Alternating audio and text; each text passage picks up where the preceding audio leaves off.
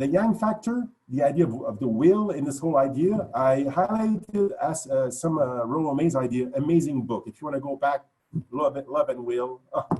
But what I like is in his distinction of three forms of wanting: the Victorian willpower, which preceded our 20th century.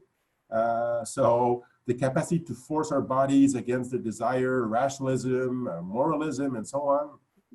And then he speaks of the wishing, which is the imaginative playing with the possibility of some act or state occurring. And then, and that's where we're landing, is the idea of the willing, the capacity to organize oneself so that movement in a certain direction or towards a certain goal may take place. And this relates to the great William James and the ideomotor idea of that our ideas can direct our actions. We're all in this capacity as humans to be co-creators of our existence. What he also adds, which is interesting, is the wishing brings life to the willing, but the willing gives it its sustainability. So the two are important.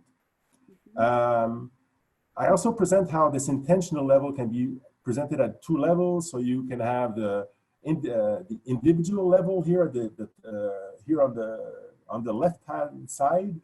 From a functional perspective, I have a task. Am I willing to achieve this task of presenting this material in this webinar from a functional perspective? But existentially, am I willing to achieve my life with a sense of purpose and direction? And the same thing from a group perspective.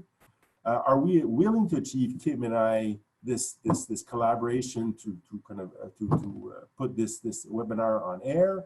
And as a group, and this for any group, ISODC, for example, are we as a group engaged in achieving a mission with a sense of collective purpose and direction? So these are ways of playing with these different concepts.